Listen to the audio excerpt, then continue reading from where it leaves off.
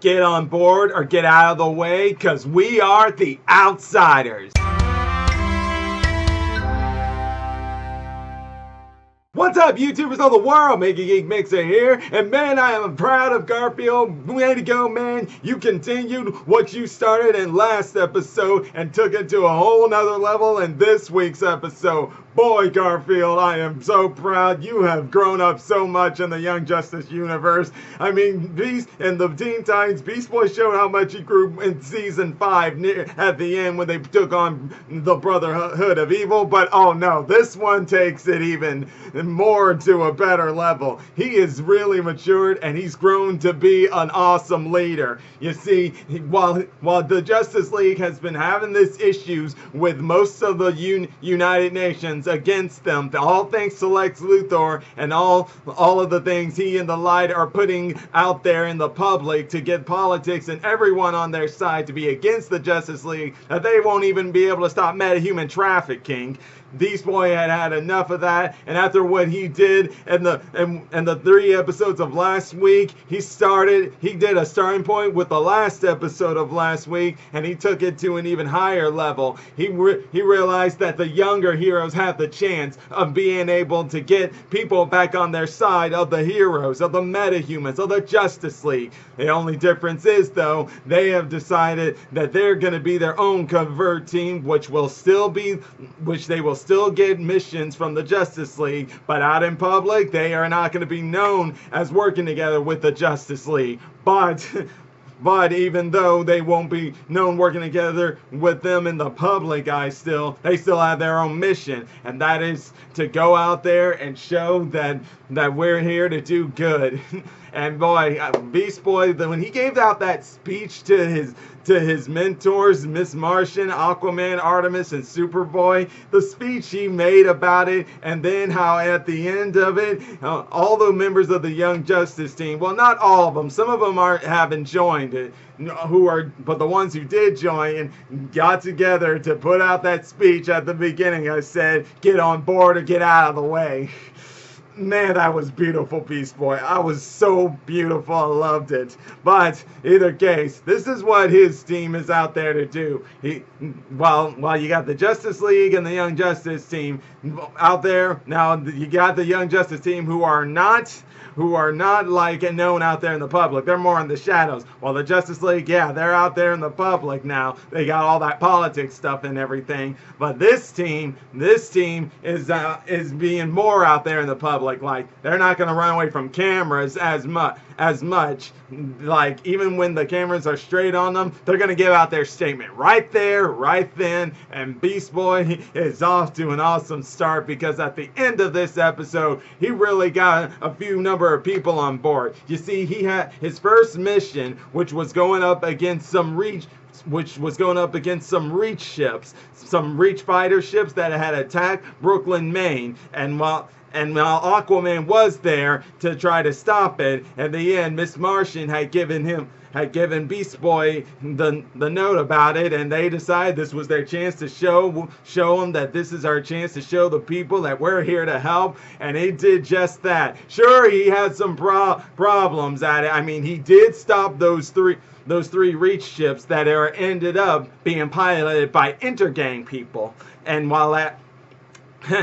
while they did stop them, the mayor of the city wasn't proud of it. He actually was going to have them be arrested. But that's when the real test of character showed, when the Reach mothership that had those Reach fighters come out and try to destroy the town. The mayor thought he had it handled with calling in the military, but no, military just down and out in an instant. But get Beast Boy's team on the job, and they were able to fly it out of the town and crash landed into the water where there was nobody to be hurt, minimum damage. There was just minimum damage with no casualties. The greater good prevailed. So even though the mayor was still wanting them arrested, the chief was like, sorry, man, they didn't do anything wrong within the book of the law. And that's where, at the end of it, how they said on social media, we are not part of the Justice League because they're insiders going by everything with the United Nations and politics and everything. But we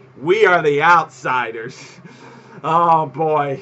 that entire episode, beautiful, beautiful. And not only is this new team of called the Outsiders, now I'm sure you're all saying this too, they may be called the Outsiders, but you look at that roster of team, minus Geoforce, mind you, who's really an outsider back in the comic books. All these other members, they have been a part of the Teen Titans. So even though the Teen Titans don't exist in this universe and never will because of that whole Brandon thing, you can still have something close enough to it with this team. Because yeah, they may be the outsiders, but I still look at them, I'm like, okay, we'll make this the version of the Teen Titans, and Beast Boy's the leader of this Teen Titans. It doesn't matter either way you look at it, because there's so much things you can get from it. That you can look at them as the Titans, and then we've actually finally found a team that is called the Outsiders, because this season was called Young Justice Outsiders, and while we thought that was what Nightwing's team is, they never gave it a name, just as they never gave the Young Justice team the name Young Justice. This is the first time ever, really, where, like, in this show, they actually give them the actual name of the title. Wow, man, is that not crazy? Is that not insane? It's funny, but it works great to it. And the Outsiders also have their own headquarters, that being Beast Boy's little home where he does his business with his contract with Hollywood and everything. And yes, the members of the team all have their own different rooms, and it's pretty good and spacey.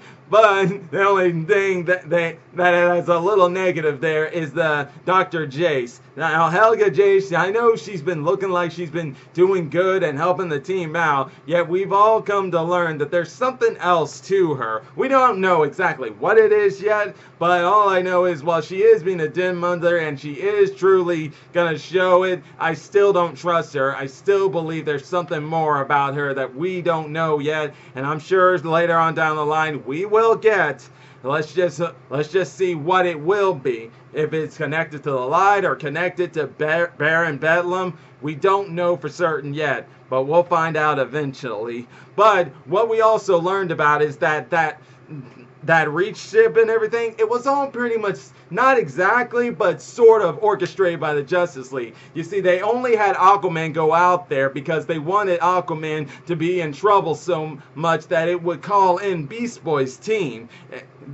And by doing that, Aquaman would admit to the mayor that they don't work with him, and that since he is part of the Justice League and the mayor won't let the Justice League help, he can't do anything. But since the Outsiders aren't a part of the Justice League, they are able to do it, not caring what the mayor or anyone who's part of the United Nations says.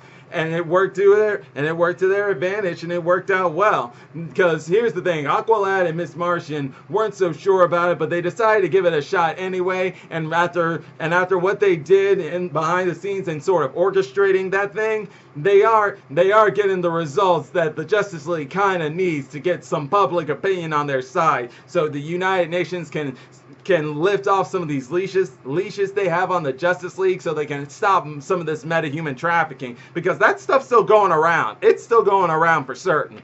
So definitely glad we got that covered. But with all that said and done, though, now we can go into Terra. Like, she hasn't really been saying much or doing much of anything since the start of the second part of the season. But that's because Deathstroke is only wanting her to give her intel and stuff.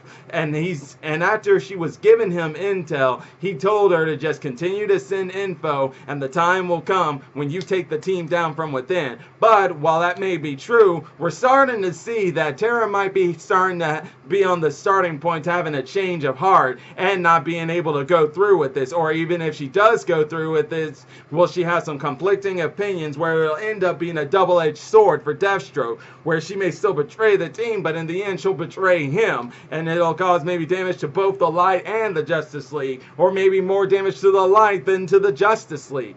I don't know for certain, but what I do know is what's a sign that's showing she's having a change of heart is that when she was at Artemis's house with Halo, and they were at home with Artemis's niece, Leanne.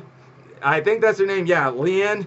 When she was there with Artemis hugging her niece and trying to keep her from being scared of the lightning, it brought memories back for Terra and how her mother and father, the king and queen of Markovia, were with her and how she was with them all happy and stuff. And then she was taking care of Leanne herself and even put her to bed. And then you can see the expression on her face showing that, yeah, she's starting to have that doubt in her, a change of heart, and thinking maybe these people aren't so bad. Should I really be doing this to them when they were so welcome to me, so caring to me, and these little innocent children? Oh, maybe not. We'll see. But it sure is starting to look like that, and that could be what could end up being an advantage.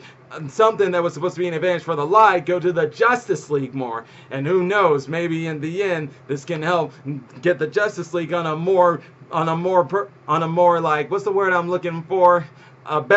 Give them a better advantage and one up on the Light. Yeah, put it like that. I'm sure you guys know what I'm trying to say. But definitely, guys, this was an amazing episode. I was so proud of what Beast Boy did, how much he's grown, and what this episode, and the message this episode was sending out. But what I also liked about this episode is that we're finally really getting more focus on these new rosters of Young Justice heroes. Now, bear in mind, we still got a few others we want to see. Like, after we still haven't seen much of Spoiler, Arrowhead, Robin's team, and not to mention Orphan, Cassandra Cain. I really want to see more of her. I really want to see more of that team and see what they do. And definitely it will be interesting to see, like, if in the end the Outsiders meet up with Robin's team and they see how they interact, considering they were on the Young Justice team but then they left for Batman's team. Oh, I definitely will love to see that. That'll be awesome to see. But definitely, guys, this has been great, and I'm glad they're putting more focus on these Young Justice heroes. But I still hope we can see more of Nightwing and the others here and there from time to time. Bear in mind, I don't want them to take the spotlight away. Just have like some speaking roles, kind of like how Aqualad and Miss Martian did here. Like they were there, but they weren't the focus of it. But that's just a personal opinion of mine. But I still like what we got right now, and I can't wait to see what else we get going for it. But until then, guys, that'll be all for today. And if you're enjoying my videos, all you gotta do is click that like button, subscribe to the channel, hit the bell icon to be notified when I make more videos. Until then, MegaGeekMixer signing out. Bye!